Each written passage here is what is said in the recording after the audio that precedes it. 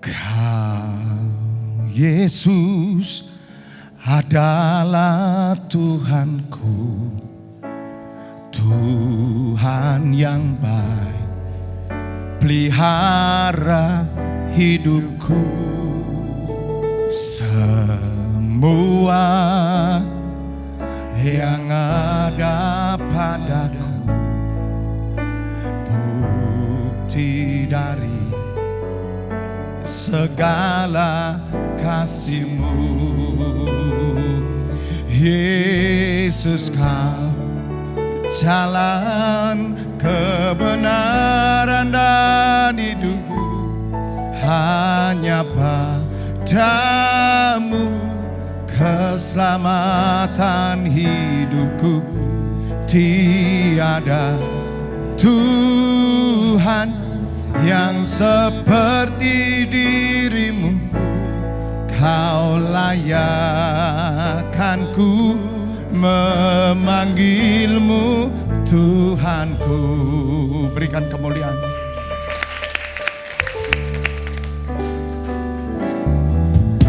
Kau Yesus adalah Tuhanku, Tuhan yang baik, pelihara hidupku. Semua yang ada padaku bukti dari segala kasih-Mu. Mari angkat tanganmu. Yesus, Kau jalan kebenaran dan hidup, hanya padamu keselamatan hidupku.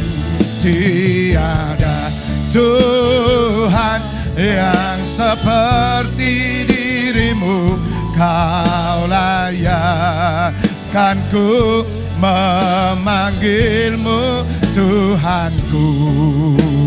Mari angkat suaramu lebih lagi. Yesus, Kau jalan kebenaran dan hidup, hanya padamu keselamatan hidupku. Tiada Tuhan yang seperti dirimu, Kau layakkan ku memanggilmu Tuhanku. Tiada Tuhan yang seperti dirimu, Kau layakkan ku memanggilmu Tuhanku. Tiada Tuhan yang seperti dirimu, Kau layakkan ku memanggilmu Tuhanku. Mari dengan cepat saya akan menyampaikan satu kebenaran firman Tuhan pada pagi hari ini, sesuatu yang sangat luar biasa, di mana kita percaya bahwa Allah itu masih bekerja. Nah, saya mau menunjukkan melalui bagan gambar ini supaya mempermudahkan Bapak Ibu Saudara mengerti pekerjaan Allah. Dan sekali lagi yang perlu Bapak Ibu Saudara catat adalah tugas umat pilihan itu hanya satu, yaitu apa? Melihat karya Tuhan bekerja. Karya Tuhan bekerja itu hanya bagi umat pilihan, tidak bagi umum, tidak. Karena itu berkat khusus, sebab Allah hadir di tengah umatnya. Maka itu Bapak Ibu Saudara hidupnya harus beda. Hidup Bapak Ibu Saudara beda dengan orang umum, karena Bapak Ibu Saudara melihat pekerjaan Allah. Maka setiap Bapak Ibu Saudara dibawa ke pekerjaan Allah. Sambil Bapak Ibu Saudara bekerja, sambil Bapak Ibu Saudara melakukan aktivitasmu, ingat Bapak Ibu Saudara orang pilihan yang ada dalam pekerjaan Allah. Hanya orang-orang yang terlibat dalam pekerjaan Allah, maka dia akan melihat Allah bekerja. Amin. Bangsa Israel adalah bangsa pilihan, saudara. Tidak semua umat manusia menjadi bangsa pilihan. Karena itu memang konsepnya Tuhan. Bukan Tuhan tidak mengasihi semua orang, tidak. Tuhan mengasihi semua orang dan Tuhan menghendaki semua orang diselamatkan. Tetapi konsep karya keselamatan harus melalui pilihan. Bukan berarti Tuhan itu tidak mengasihi orang-orang di luar sana, tidak. Tetapi Tuhan mau melalui umat pilihannya, rancangan Allah digenapi bagi semua bangsa. Tuhan butuh manusia. Tidak mungkin Tuhan hadir di tengah umatnya tanpa manusia yang dipilih. Jika Tuhan hadir di tengah umatnya, mati semua saudara, karena kekudusannya begitu kuat. Dan setiap umat manusia berdosa. Oleh karena itu Tuhan membutuhkan seorang manusia. Katakan bersama saya, manusia. Dia membutuhkan manusia yang dipilihnya dan keturunannya, yang hidupnya dikhususkan. Nah, Tuhan meneguhkan saya bahwa hanya umat pilihan yang melihat karya Tuhan bekerja. Dan Tuhan bergerak dalam hidup saudara, membawa hidup saudara pada rancangannya. Iblis mencoba menutup umat Tuhan untuk melihat pekerjaannya, bukan melihat pekerjaan Tuhan. Ini sesuatu yang terbalik saudara, yang berabad-abad sejak gereja mula-mula bertumbuh, kemudian penganiayaan, dan muncullah bidat-bidat, muncullah kekristenan dengan aliran-aliran yang bermacam-macam. Di situ mulai iblis masuk saudara, diputar balik. Tujuan gereja bukanlah kekekalan lagi, tujuan gereja untuk hidup di dunia. Maka itu banyak sekali umat Tuhan tidak peduli dengan pekerjaan Tuhan. Kalau mereka peduli dengan pekerjaan Tuhan, ya sudahlah, sama dengan orang amal lah. Orang-orang di luar sana amal yang banyak supaya hidupmu makmur, diberkati, amal yang banyak, kan begitu. Bukan. Karena saudara dan saya adalah orang-orang yang dipilih oleh Tuhan untuk melihat karyanya. Coba tayangkan gambar yang saya buat, Bapak Ibu Saudara. Bapak Ibu Saudara, gambar ini satu rahasia, ya. Simpan. Ini adalah rahasia keimanan Kristen. Ini rahasianya. Ya, Bapa itu terus bekerja. Makanya kita membiasakan diri ya, teman-teman PW, semua WL, pemimpin-pemimpin, ayo kita biasakan. Kita katakan Tuhan bekerja, Tuhan bekerja, Tuhan bekerja, keberhasilan terjadi, kemenangan terjadi, kesembuhan terjadi. Sebelum saudara melakukan aktivitas apapun, pelayanan apapun, doa pagi, bangun pagi, katakan Tuhan Engkau bekerja hari ini. Karena memang Allah turut bekerja dalam segala hal. Allah terus bekerja. Nah, saya mau tunjukkan bahwa pekerjaan Allah dimulai dari kerajaan Allah. Kekekalan pertama di mana? Taman Eden, Bapak Ibu Saudara. Kekekalan sampai kekekalan itu pekerjaan Allah loh. From everlasting to everlasting life. Jadi kekekalan terus. Ketika Allah menciptakan Adam dan Hawa, di situ Adam dan Hawa ada dalam kehidupan kekal, Bapak Ibu Saudara. Ya, backsoundnya agak kurangi dikit. Adam dan Hawa ada pada kekekalan. Ya. Dunia dan seisinya itu ada dalam kekekalan. Maka itu Adam dan Hawa adalah manusia roh. Tidak bisa mati. Tidak bisa mati saudara. Sebab Allah tidak pernah menciptakan manusia untuk mati. Tapi manusia diciptakan untuk hidup bersama Allah selama-lamanya. Katakan amin. Tidak ada kematian. Itulah kerajaan Allah. Di kerajaan Allah tidak ada kematian. Di kerajaan Allah yang ada kehidupan. Katakan amin. Makanya Tuhan Yesus berkata, iblis datang untuk mencuri. Pencuri datang untuk membunuh, pencuri datang untuk mencuri, membunuh dan membinasakan. Tetapi aku datang untuk kamu, untuk supaya kamu mempunyai hidup Kenapa ada kata mempunyai hidup? Karena saudara tidak punya hidup. Loh, lah kami kan hidup Pak. Ya tapi hidupmu bukan hidup dalam kekekalan. Hidupmu bukan hidup di dalam kerajaan Allah. Semua orang percaya yang belum menerima hidup dari Tuhan Yesus, mereka tidak akan bisa mengerti kerajaan Allah.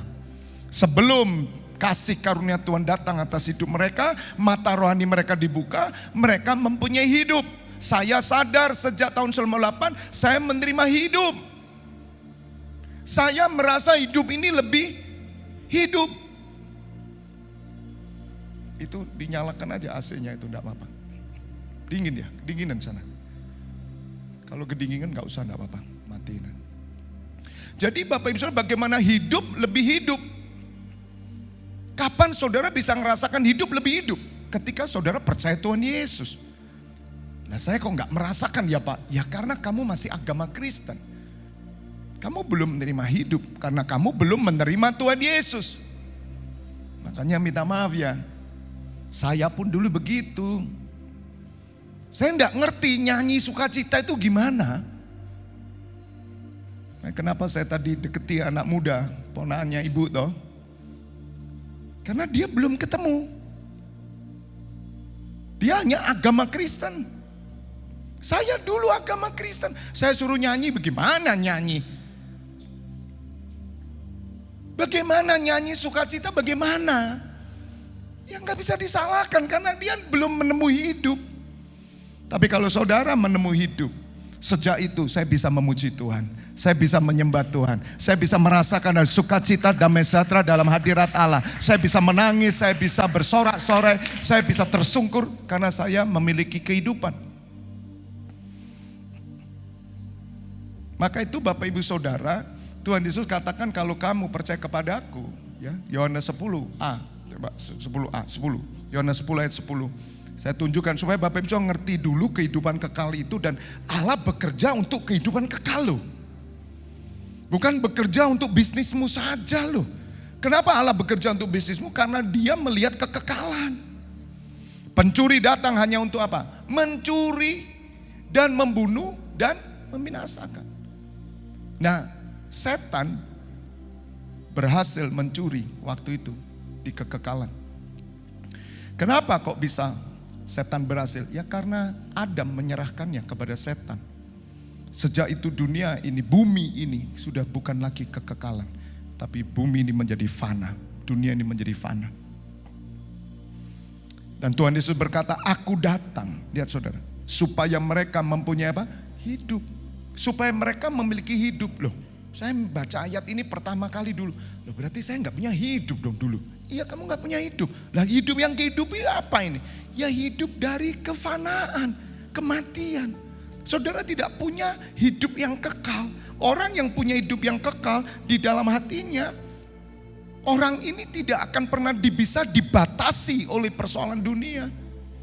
Karena kekekalan itu unlimited, gak ada batasnya.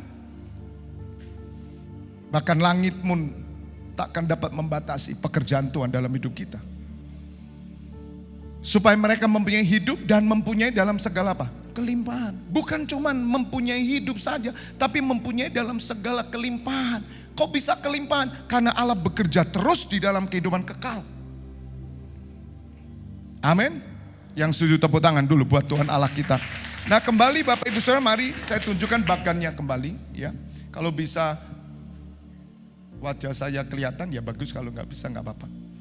Jadi Bapak Ibu Saudara, Allah itu bekerja dari kekekalan. Kerajaan Allah, dia bekerja. Dia menciptakan. Kemudian ketika Adam jatuh dosa, apakah Allah berhenti bekerja? Tidak, dia bekerja lagi. Bahkan ketika di kekekalan itu, Adam dan Hawa diperintahkan juga untuk apa? Bekerja. Peliharalah semua yang ada ini. Ladang-ladang yang ada ini. Usahakanlah. Tuhan yang memberikan benih semuanya. Andai kata Adam dan Hawa tidak berdosa, Bapak Ibu Saudara, ya manusia hanya mengusahakan mengelola saja. Ya. Tidak ada sesuatu, tidak ada kerusakan, tidak ada hama. Semua subur, baik, tidak ada pertengkaran. Hewan dengan hewan tidak ada bermusuhan. Kita hidup dalam damai sejahtera Allah dan itu nanti disiapkan kembali di kekekalan. Dan sebetulnya Allah itu sedang bekerja dari kekekalan sampai kekekalan. Kalau andai kata manusia tidak berdosa, Allah bekerja terus membimbing manusia kekal ini pada rancangannya yang luar biasa dan ada keturunan-keturunan ilahi. Waktu itu dalam kekekalan ada kelahiran-kelahiran dan waktu itu nggak ada rumah sakit, saudara. Karena saudara tanpa kesakitan kalau melahirkan. Kutuk datang kepada perempuan gara-gara perempuan ini yang menggoda Adam toh. Dan Allah berfirman, karena kamu berdosa maka kamu akan melahirkan kesakitan. Yaitu kutuk kesakitan. Kalau yang Adam dikutuk sama Tuhan, tanah ini tertutup. Kamu akan kerja keras, banting tulang. Kepala jadi kaki, kaki jadi kepala. Soro hidupmu. Memang begitu, orang kerjakan soro orang dunia. Tapi bagi anak Tuhan tidak soro. Anak Tuhan hidup dari kasih karunia. Orang pilihan hidup dari rezeki Tuhan. Rezeki Tuhan tidak usah soro. Lupa orang tidak kerja, betul semua kerja. Tapi beda men. Anak Tuhan dia yang kerja buat kita. Ngapain soro? Kalau hari ini kau soro, cek hidupmu. Jangan-jangan kau gak punya hidup kekal. Soro itu gimana? Pagi sampai malam-malam. Ibadah aja gak bisa. Perhatikan saudara, soro itu. Jangan mau. Gak bisa. Kalau andai kata waktu itu tidak berdosa, maka muncullah keturunan-keturunan. Dan saya percaya saudara pun ada di sana. Katakan amin. Karena saudara lahir di dunia juga. Anak-anak saudara adalah anak ilahi juga. Tapi saudara melahirkan tidak perlu BPJS juga. Tidak perlu mengeluarkan biaya. Sambil masak perut besar tiba-tiba brojol saudara. Sambil masak ini tidak terasa. Loh anakku yang satu. Gitu. Amin, amin. Loh iya. Iya karena tidak ada kesakitan. Amin. Dan anak saudara hari ini itu anakmu. Tetapi anak yang sempurna, anak ilahi, anak yang segambar dengan gambaran Allah. Amin. Sempurna semuanya. Luar biasa. Dan waktu itu saya juga tidak mengerti ya. Ini interpretasi saya aja. Kira-kira kalau waktu zaman itu ya Bapak Ibu Saudara, Adam dan Hawa melahirkan pasti ada muncul bayi ya. Bayi yang akan bertumbuh terus menjadi dewasa. Namun setelah saya melihat karena dosa, di kekekalan itu apa? Ada bayi ya Tuhan. Karena maybe ya, rancangan Tuhan sudah berubah. Karena bagi saya pribadi ketika saya mulai mengerti kebenaran demi kebenaran. Bapak Ibu Saudara, karena udah dosa, jadi rancangan penciptaannya sudah berbeda. Karena ciptaan baru itu dimulai dari Tuhan Yesus. Dan saya yakin semua jumlah manusia yang ada di seluruh dunia bahkan sebelum Nuh juga itu sudah tercatat semua. Dan orang-orang yang masuk kekekalan itu bukan dari bayi. Dan di kekekalan itu tidak ada bayi. Karena di kekekalan itu yang ada sama seperti Tuhan Yesus. Umurnya kira-kira 30-40. Di sana itu roh. Roh itu dewasa saudara. Roh keimaman. Jadi kemungkinan di sana tidak ada lagi punya anak lagi. Kemungkinan ya. Karena ciptaannya adalah ciptaan yang baru, bumi baru, Yerusalem baru. Yang lama sudah berlalu. Itu kemungkinan. Ya, tetapi kalau Tuhan mau membuat lagi rasanya kok nggak mungkin. Karena tidak ada lagi Adam dan Hawa lagi. Ya, Adam yang terakhir cuma satu, yaitu Yesus Kristus. Tidak ada Adam lagi. Amin. Dan saudara dan saya adalah keturunan Yesus Kristus Tuhan. Katakan amin. Saudara adalah adik-adik saudara dari Tuhan Yesus. Anak-anak saudara. Jadi ini interpretasi saya saja. Nah kembali Bapak Ibu Saudara, Allah bekerja. Harusnya Allah bekerja dalam kekekalan. Tanpa dosa manusia, Tuhan masih bekerja. Saya tidak tahu pekerjaan apa yang dia lakukan, tapi dalam kekekalan tidak ngurusi dosa. Di sana juga tidak ada doa. Kenapa ada doa? Karena ada dosa. Kalau tidak ada dosa, perlu berdoa enggak? Tidak perlu. Di surga nanti kita tidak berdoa loh. Berdoa untuk siapa? Kita hanya memuji, menyembah dan hidup dalam sukacita bersama Tuhan Yesus. Katakan amin. Jadi selama ada dosa baru berdoa. Maka itu ketika Adam berdosa, Allah terus bekerja. Nah, pekerjaan Allah melalui apa, saudara? Para nabi. Ya. Kita buka dulu ayatnya supaya Bapak Ibu Saudara lebih paham. Yohanes 5 ayat 17. Tuhan Yesus berkata apa? Yohanes 5 ayat 17. Tetapi ia berkata kepada mereka, Bapakku bekerja sampai sekarang, maka aku pun bekerja juga. Maka itu saudara harus yakin dengan iman berkata apa? Tuhan bekerja, Tuhan bekerja, amin. Pekerjaannya bagaimana sekarang? Nah, ini yang saya mau jelaskan. Hanya bagi umat pilihan. Kalau orang di luar sana dia gak bisa berkata Tuhan bekerja. Bagaimana Tuhan bekerja? Pak, saya buka warung rame Pak, Tuhan bekerja. Ya itu rezeki umum lah. Banyak orang yang bukan Kristen juga rame kok.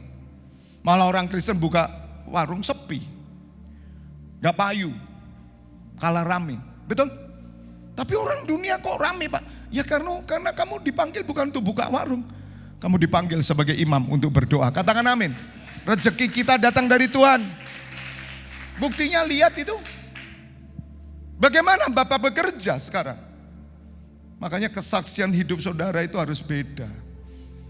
Kalau kita cuma saksi kepada orang-orang dunia, oh saya dulu enggak punya sepeda motor, setelah ikut Tuhan Yesus punya mobil, punya sepeda motor. Halah, tertawa saudara. Kalau sakit sembuh saksikan. Itu banyak kesaksian Bapak Ibu Saudara. Tetapi yang lebih penting adalah bagaimana hidup saudara diubahkan, bagaimana saudara bergerak di dalam pekerjaan Tuhan, bagaimana saudara dilihat sebagai pendoa syafaat. Itu orang bingung, Bapak kok bisa berdoa, yang dilakukan Bapak kok berdoa. Itu orang bingung Bapak Ibu Saudara. Saya mau saksi ya, daripada lupa nanti. Tolong kembalikan ke layar aja full. Ketika saya di Bali, oleh anugerah Tuhan pelayanan sudah berjalan dengan luar biasa. Bapak Ibu Saudara, kalau orang bilang bahasanya Didi Kempot itu ambiar. Ya. Di setiap gereja, hamba-hamba Tuhan, seminar semua ambiar. Kenapa? Karena lagu ini. Ya. Makanya pujian, penyembahan, lagu sukacita itu membuat suasana jadi ambiar semua. Amin. Ya, beban semua itu hilang. Nah, Bapak Ibu Saudara, anugerah Tuhan, saya ini pada waktu mau pulang masih bertemu dengan sinode dari GKII. Nah, sinode GKII ini dulu diketuai oleh Bapak Nyoman Enos.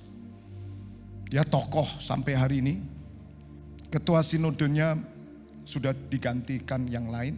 Dan waktu itu saya diundang untuk bersama-sama membicarakan KKR nanti tanggal 12. 12 ini saya harus kembali ke Bali. Saya lakukan KKR untuk 250 pemuda GKII plus dengan yang lain. Karena hamba Tuhan yang melayani KKR ini koma tiba-tiba. Ya, belum titik saudara, koma. Dan langsung saya ditodong.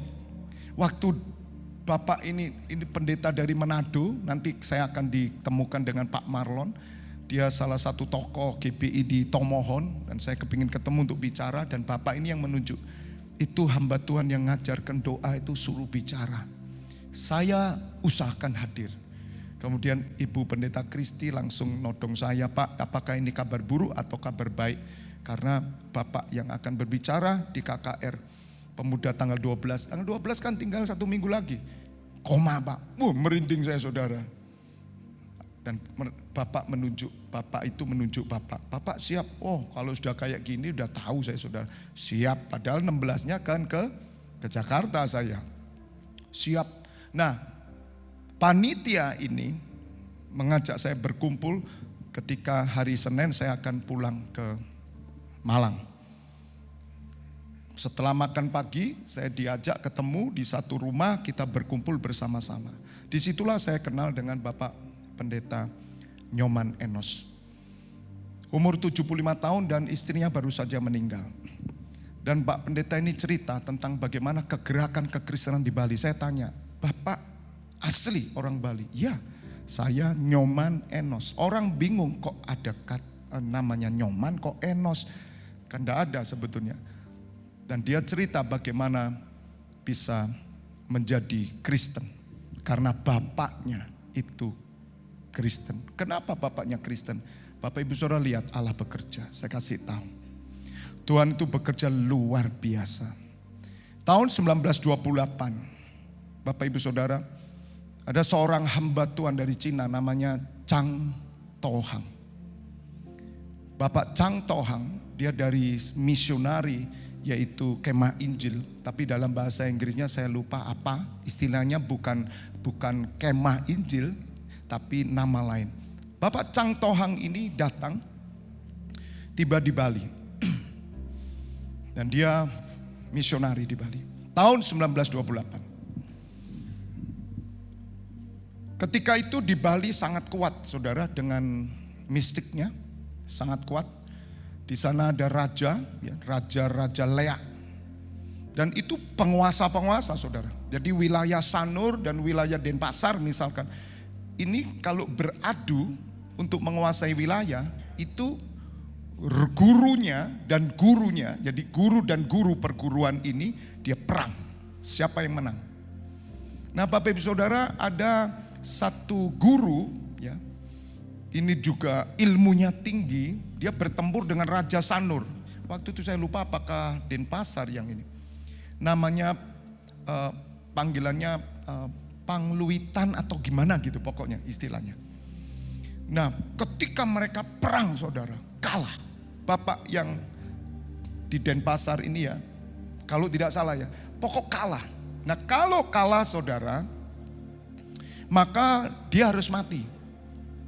Ya, Raja Leak akan datang dengan kuasanya, kadang bisa berbentuk perut, bisa berbentuk kepala saja, dan langsung ngisap darahnya.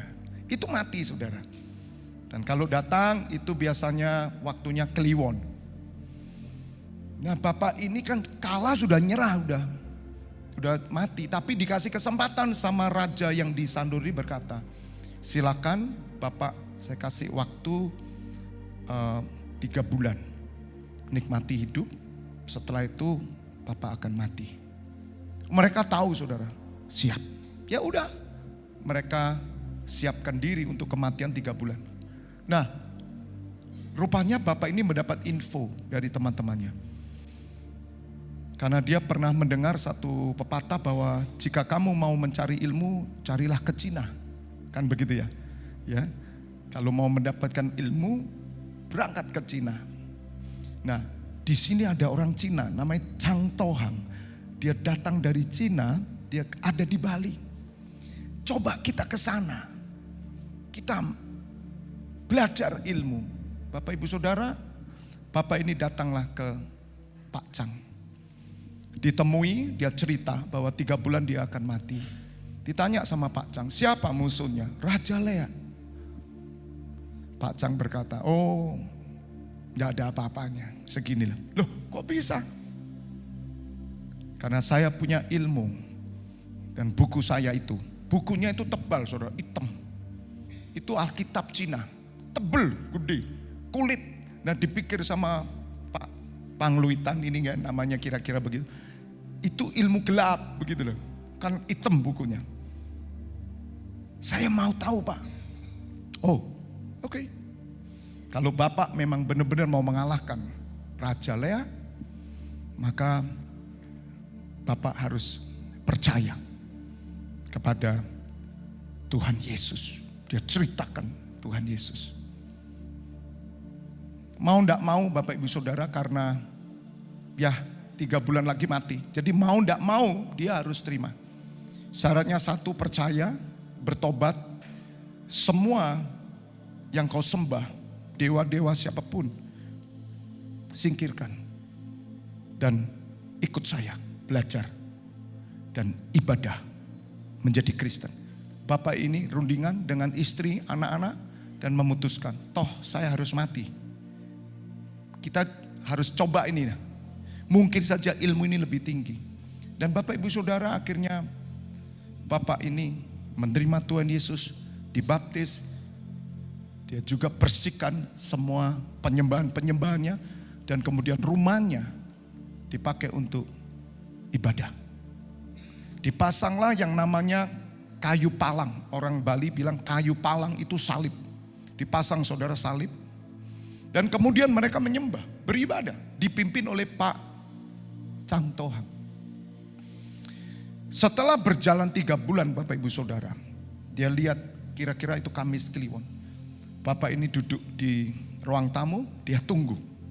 Dia tunggu Raja Leah itu. Jam 8 malam, tidak datang. Oh mungkin jam 12. Jam 12 tidak datang. Oh mungkin jam 3 pagi. Tidak datang jam 3 pagi juga. Kemudian dia memuji Tuhan, tidur. Besoknya dia ketemu dengan Raja Leah yang disandur. Dan dia tanya, kenapa saya tunggu kok tidak datang? Raja Leah ini berkata, kami sudah datang. Tetapi ada api yang keluar dari salib. Wah saudara, ini saksi hidup. Api itu keluar, rumahmu itu dipenuhi api Tuhan. Bukan api Tuhan, dia gak bilang api Tuhan. Ya ini pendeta. Kalau saya bukan pendeta beda ceritanya. Dipenuhi dengan api. Kemudian ada sosok jubah putih berdiri. Jangan main-main kamu dengan orang ini. Mati kamu. Saudara, mereka mundur. Dan mereka tanya, ilmu apa yang kamu punya? Saya menjadi pengikut Tuhan Yesus dan kami Kristen. Dan raja ini berkata apa? Hari ini kamu bebas. Kamu tidak akan pernah mati lagi. Tidak bisa nyerang. Tepuk tangan. Ada kuasa Tuhan. Allah bekerja. Bapak Ibu Saudara, setelah itu Bapak ini punya perguruan. Diberitahu semua murid-muridnya. Hampir 300 murid. Termasuk bapaknya Pak Nyoman Enos. Mereka akhirnya membangun gereja persekutuan. Tetapi di sana dilarang. Mereka yang percaya Tuhan Yesus harus rela keluar dari tanah yang ada di Bali. Mereka tidak boleh menempati tanah itu, bangun rumah tidak boleh. Akhirnya mereka datang kepada Gubernur Hindia Belanda. Waktu itu ada penguasa di sana, gubernur. Dan mereka 300 orang datang, Pak kami kemana? Akhirnya diberikan satu tempat. Salah satunya Belimbing Sari. Itu ada 3 tempat Bapak Ibu Saudara. Hutan, tidak ada air. Tapi saudara tahu hari ini Belimbing Sari dan sekitarnya itu tempat yang subur, tempat yang indah. Amin. Tepuk tangan buat Allah kita. Allah bekerja. Tuhan bekerja. 300 orang ditaruh di hutan hidup. Dan mereka membuat jalan sampai hari ini saudara. Jalan salib. Dan akhirnya kekristenan muncul di Bali. Sampai hari ini Allah tetap bekerja. Tuhan tetap bekerja. Dan ada banyak kesaksian yang dia ceritakan kepada saya, termasuk Pak Nyoman sendiri menjadi pendeta tapi belum lahir baru. Dia jatuh dalam perzinahan, dia hancur hidupnya, dipecat dari GKI sampai akhirnya Tuhan pulihkan. Allah bekerja terus. Kenapa? Karena saudara umat pilihan. Kita nggak sadar, tapi dengan kesaksian ini saya itu mendengarkan sambil air mata saya itu bisa meleleh. Saya bilang Tuhan engkau dahsyat. Seorang yang namanya Chang Tohang, Tuhan mencari orang yang tidak pinter. Toh saudara, kita ini semua siapa? Allah bekerja, dia mencari manusia. Manusia yang dipilihnya yang mau taat sama dia. Percayalah Bapak Ibu Saudara, Allah bekerja dalam hidupmu. Maka Tuhan taruh saudara di dalam segala bidang hidupmu. Supaya orang mendengar nama Tuhan Yesus, katakan amin. Dan sampai hari ini Bapak Ibu Saudara kebangunan terus terjadi. Maka itu ketika saya mendengar kesaksian-kesaksian seperti ini, saya merasa ada konfirmasi. Bapak Ibu Saudara, saya mau katakan hari ini Allah bekerja dengan apinya. Amin. Ya, zaman dulu ya, nabi-nabi bekerja dengan nubuatan. Allah bekerja dimulai dari nabi-nabi. Tolong tunjukkan bahkan. Allah bekerja ketika Adam berdosa di kekekalan. Allah tidak berhenti, Allah bekerja. Tuhan Yesus berkata, Allahku bekerja sampai sekarang. Dan Allah bekerja di kekekalan. Dia utus nabi-nabinya. Nabi-nabinya pekerjaan Allah apa? Bernubuat. Nabi-nabi bernubuat, menyatakan kuasa mujizat. Bernubuat apa? Bernubuat tentang kedatangan Mesias. Allah bekerja, bernubuat nabinya. Sampai Nabi Yohanes Pembaptis dan Tuhan Yesus lahir, yang akan kita peringati tanggal 25 Desember. Bapak Ibu Saudara, nabi-nabi bernubuat. Datanglah, yaitu Yohanes Pembaptis. Yohanes Pembaptis, akulah orang berseru di padang gurun. Yohanes Pembaptis melakukan apa? Melakukan pekerjaan Allah, yaitu pertobatan dan baptisan. Tetapi Tuhan Yesus yang datang, kata Yohanes Pembaptis, dia akan membaptis engkau dengan Roh Kudus dan dengan api. Hari ini pekerjaan Tuhan adalah apinya, saudara. Lawatan Roh Kudus sudah bekerja turun waktu di loteng atas.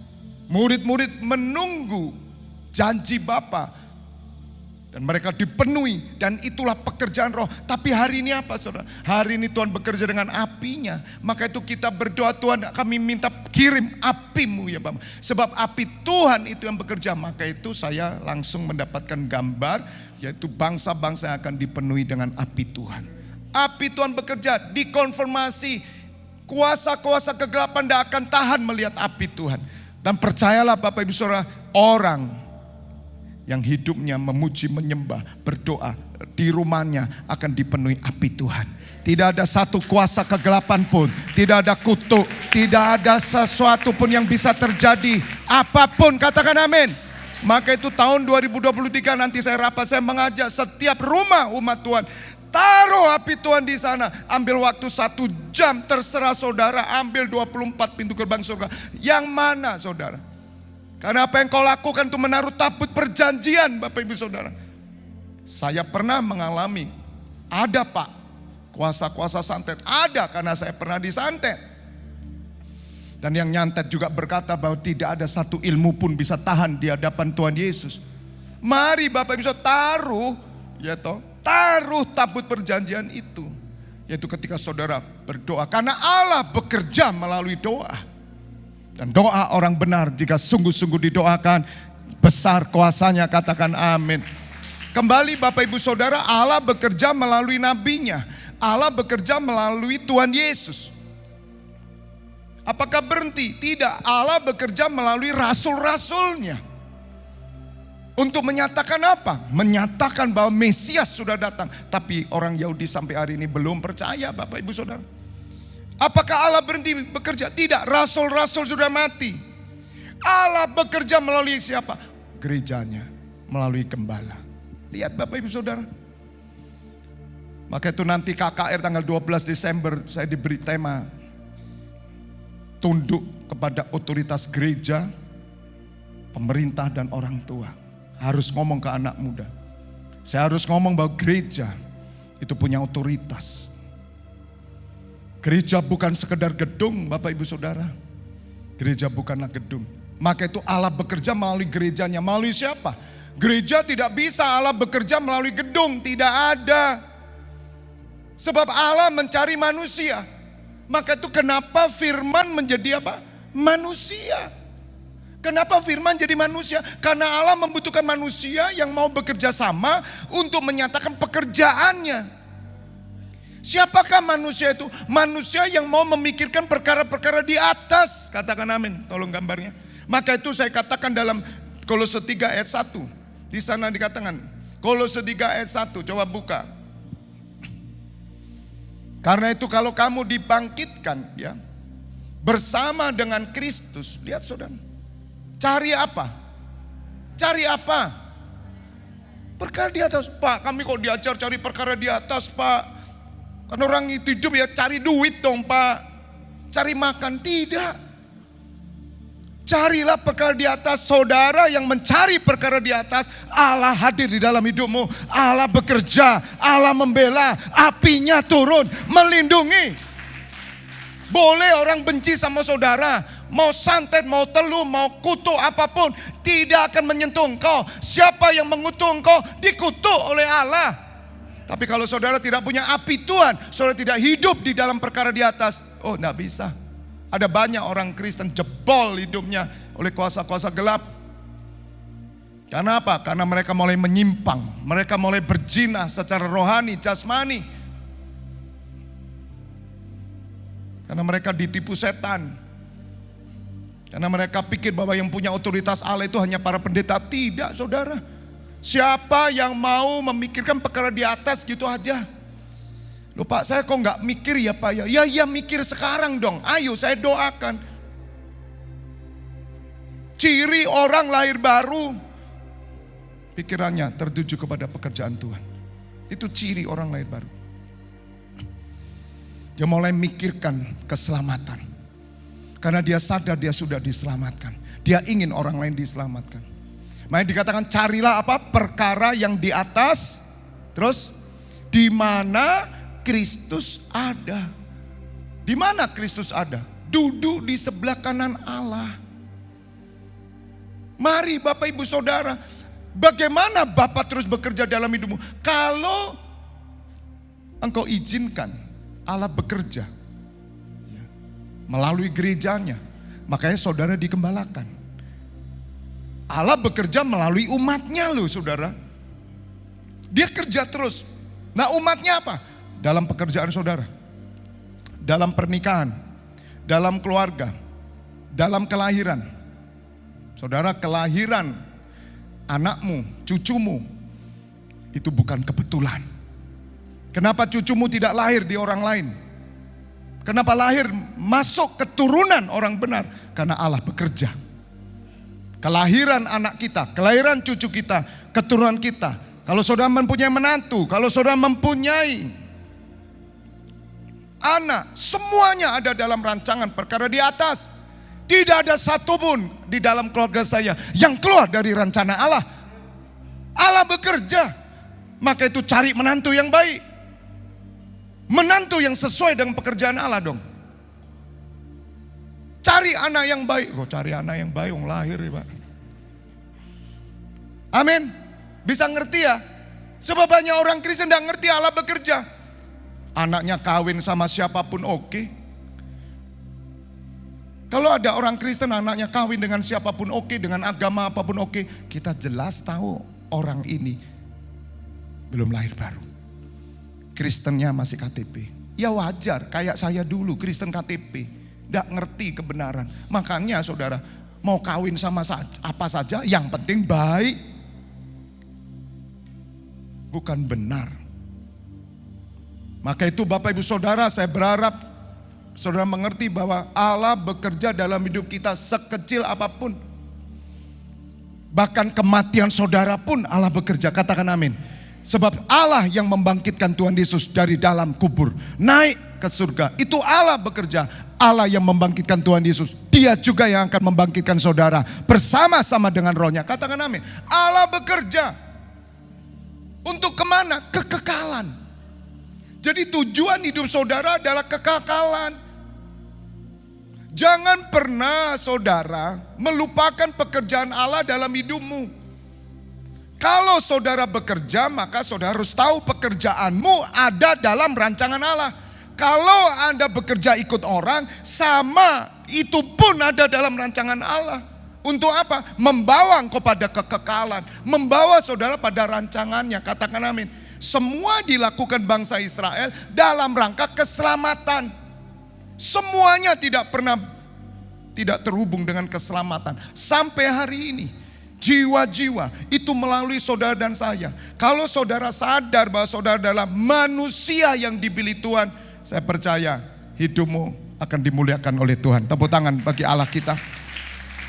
Yohanes 9:4 tolong buka. Yohanes 9:4. Saya berharap Bapak Ibu Saudara mengerti tentang pekerjaan Allah ini. Jadi saudara tidak menyepelekan hidupmu, Anda bukan orang biasa. Firman Tuhan berkata kita harus mengerjakan apa? Pekerjaan Dia. Ada kata harus, wajib. Yang mengutus aku. Apa pekerjaannya Tuhan? Saya mau tanya, apa pekerjaan Tuhan? Pekerjaan Allah itu apa? pernikahan? Tidak. Pekerjaan Allah itu apa hari ini? Makan minum? Tidak. Pekerjaan Allah hari ini apa? Bisnis? Tidak, itu bukan pekerjaan Allah, pekerjaan manusia. Apa pekerjaan Allah? Pekerjaan Allah ada dalam gerejanya. Maka itu saudara ambil bagian. Karena kita wajib melakukan pekerjaan Allah. Allah bekerja bagi orang yang melakukan pekerjaan Dia. Jadi saudara jangan mimpi kalau saudara tidak pernah tergabung dalam pekerjaan Allah, sekecil apapun, engkau tidak akan pernah melihat karya Allah bekerja. Yang kau lihat itu hanya pekerjaan umum. Udah enggak usah ngomong Tuhan lah. Kalau masalah cuman hidup diberkati, enggak usah ngomong Tuhan lah. Ada banyak orang ateis yang kaya-kaya, termasuk bintang film itu semua kaya-kaya. Sebagaimana tadi pagi saya katakan, hati-hati, ke depan itu dunia semakin damai, dunia semakin masuk akal. Padahal tiba-tiba hancur semua, langit bisa runtuh. Saudara, musuh kita nanti hak asasi manusia. Artinya apa? Di dalam keluarga saudara, haknya anak-anak saudara mau jadi apa? Yang penting damai. Yang penting rumahmu damai. Anakmu mau LGBT, anakmu mau homoseksual, biarlin. Yang penting damai. Kami itu mengasihi meskipun anak-anak kami itu kodrat. Lihat saudara.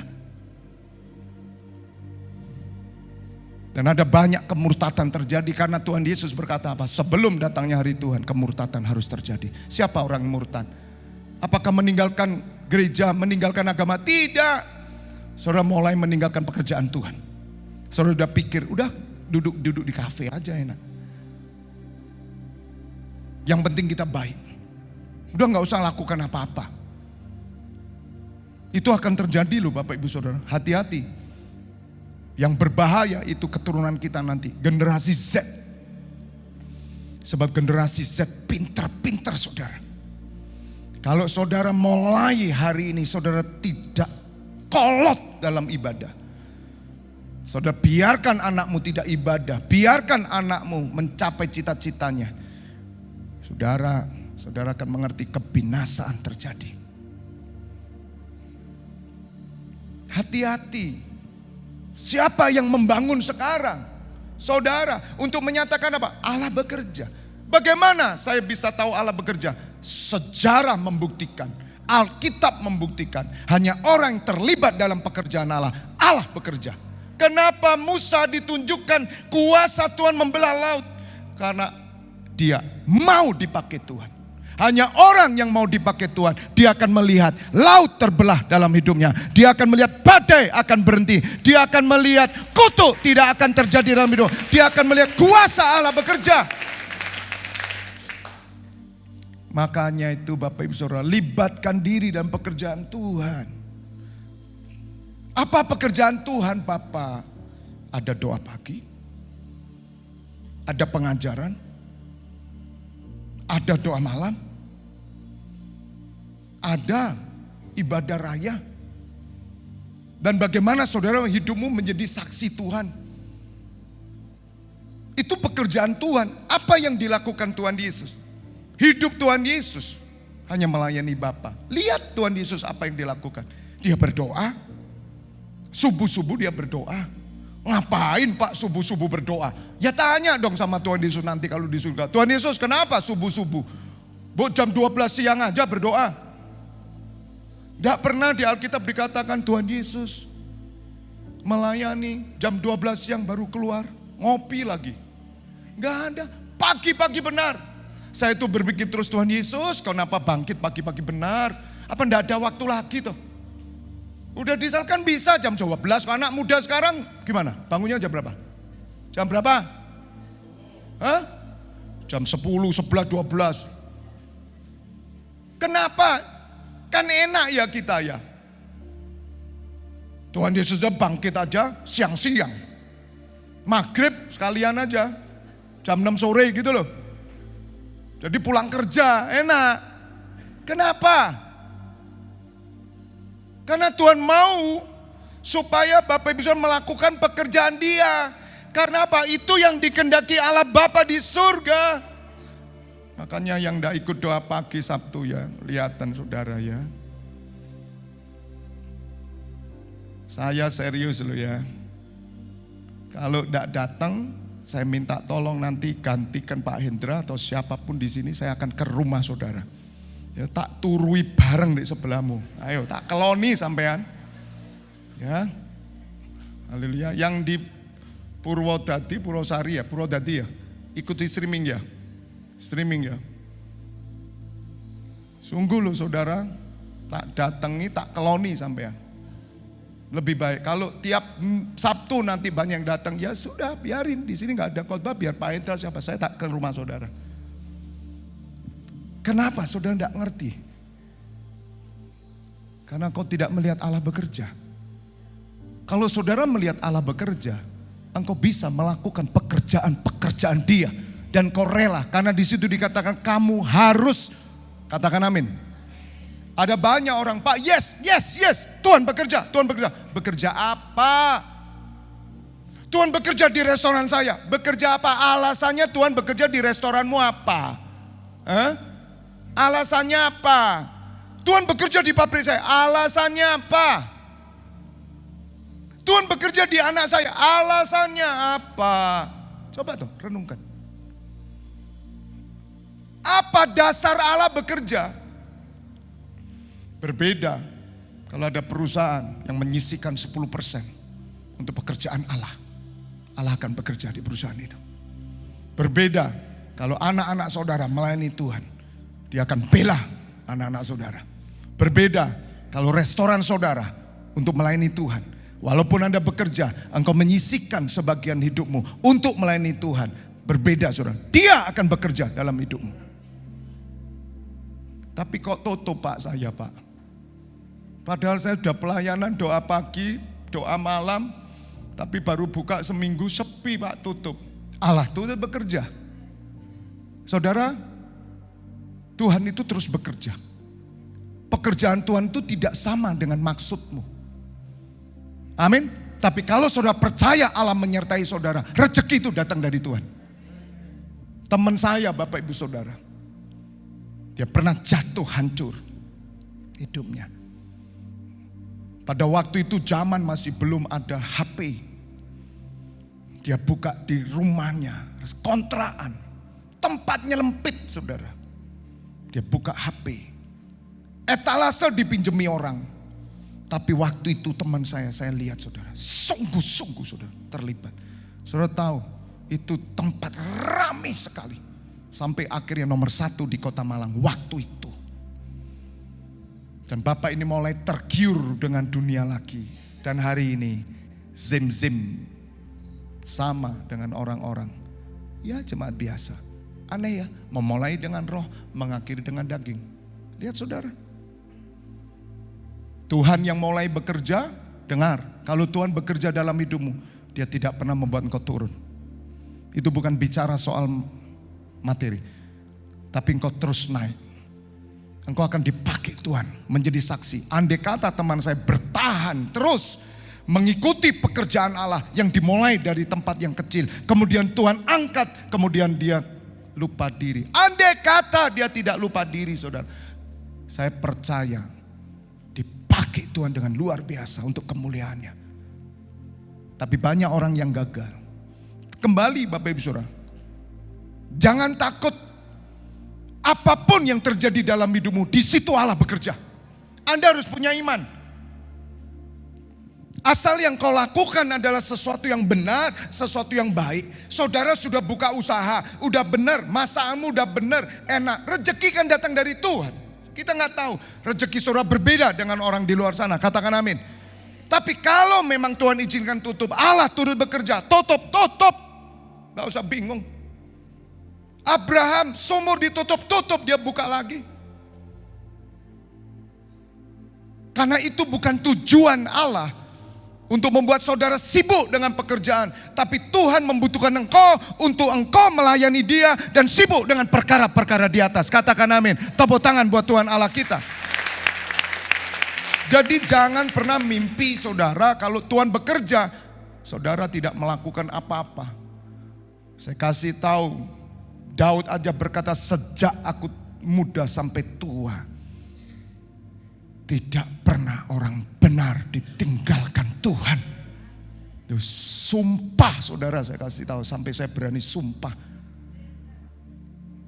Jangankan Daud saudara, saya melihat encim-encim orang kuno yang takut Tuhan, yang sungguh-sungguh sama Tuhan. Anak cucunya diberkati oleh Tuhan. Itu betul saudara. Tapi bukan encim-encim biasa saudara yang senengannya shopping kalau ke mall. Ke mall diajak doa ngelemprek. Doa malam ngelemprek. Mak, ayo pergi mall. Langsung. Cepet gantinya. Doa malam. Greges. Di sini tidak ada, di sini ada contoh itu, contoh. Tapi kalau cucunya datang, mak, ayo ke MOG, langsung ding ding dang. Ya, saya ditunjukkan istri mak itu kalau nari bagus sekali gini. Wah, gembira kalau mau ke Surabaya, seneng. Minggu-minggu dijak keluarga kemana? Surabaya, happy. Kok nggak datang ibu? Ya sama Surabaya. Kok sama Surabaya? Sama saudara. Sama saudara ke Surabaya. Kayak senengnya gitu loh saudara. Heran saya. Lihatkan saudara. Kenapa ya? Karena Anda tidak pernah punya hatinya Tuhan. Kalau engkau punya hatinya Tuhan, engkau gak akan lakukan. Bukan berarti saya tidak pergi ke mall. Saya tidak pergi kemana. Tidak. Habis pelayanan saudara silakan pergi. Tapi engkau tahu kewajibanmu. Engkau tahu apa yang harus kau lakukan. Karena setiap orang yang percaya kepada Tuhan Yesus, dia wajib melakukan sama seperti yang Tuhan Yesus lakukan. Dia wajib hidup sama seperti Tuhan Yesus hidup. Katakan amin. Saya tutup Kolose 3 ayat 1 sampai 4 tadi. Saya tutup, saya tunjukkan ya. Tolong pemusik. Ayat 2-nya. Pikirkanlah perkara yang di atas, bukan yang di bumi. Jadi bagaimana Pak Allah bekerja dalam hidupku? Ketika engkau sambil usaha, sambil mikir-mikirin Tuhan. Ketika saya sambil motong rambut tuh saudara, saya mikirkan Tuhan. Saya saksi, saya cerita sambil motong. Tidak ada orang duduk sepi, pernah sehari belas tidak ada tamu. Apakah Bapakku nggak tahu? Tahu. Bapakmu tahu segala semua sesuatunya. Engkau orang pilihan. Kalau Tuhan Yesus tiba-tiba datang nanti ini, setelah 1 jam Tuhan datang, udah selesai kok. Kenapa Tuhan Yesus gak datang? Karena Tuhan menanti pertobatan. Sampai jumlah bilangan cukup, maka dia akan datang. 3, sebab kamu telah apa? Mati. Dan hidupmu tersembunyi bersama dengan Kristus di dalam Allah. Hidup kita ini tersembunyi, kita sudah mati kok saudara. Makanya tolong di keluargamu itu aktifkan yang rohani. Jangan aktifkan yang jasmani. Boleh ngomong kerjaan, boleh. Tapi tunjukkan bahwa kerjaanmu itu dari Tuhan. Dan untuk Tuhan dan bagi Tuhan. Kamu telah mati dan hidupmu tersembunyi bersama dengan Kristus di dalam Allah. Hidup kita bersama Kristus. Kalau saya tanya, siapa di sini yang percaya hidupnya bersama dengan Tuhan Yesus? Angkat tangan. Nah, saya kasih pengertian. Berarti saya akan jalan sama Tuhan Yesus nih. Bersama Tuhan Yesus. Bersama. Ya saudara, bersama Tuhan Yesus. Kira-kira Tuhan Yesus kemana? Tuhan Yesus ikut saudara atau saudara ikut Tuhan Yesus? Coba renungin. Kenapa kok Tuhan Yesus mau bersama saudara? Karena saudara dipilih. Itu yang Tuhan katakan kepada Abraham. You are my friend. Kamu sahabatku. Dipilih, digandeng. Digandeng kemana? Ke arah kemana Tuhan Yesus jalan. Kemana Tuhan Yesus jalan? Ke pekerjaannya. Di mana pekerjaan? Dia bekerja melalui rasulnya. Dia bekerja melalui gerejanya hari ini. Makanya Bapak Ibu Saudara udah jangan dengarkan orang Kristen duniawi. Kristen KTP jangan dengarkan. Kalau dia katakan kamu hidupmu kalau di gereja. Setiap hari melayani. Setiap hari kamu berdoa. Setiap hari kamu memuji Tuhan. Setiap hari urusannya gereja terus. Lihat saudara. Mereka mengolok-olok saudara. Karena mereka tidak tahu. Mereka buta, telanjang. Dan saudara melek. Karena saudara bersama dengan Tuhan Yesus. Saudara akan tahu Kristen yang berkata, kamu itu kok gereja terus. Mereka tidak berjalan dengan Tuhan Yesus. Mereka berjalan dengan dirinya sendiri. Hanya orang yang berjalan dengan Tuhan Yesus. Tuhan Yesus katakan apa? Ibu, tidak tahukah engkau bahwa aku harus tinggal dalam rumah Bapakku? Di mana rumah Tuhan Yesus hari ini? Di gerejanya. Sebab Tuhan Yesus kepala gereja. Jadi kalau ada orang yang terus ke gereja, dia berjalan dengan Tuhan Yesus.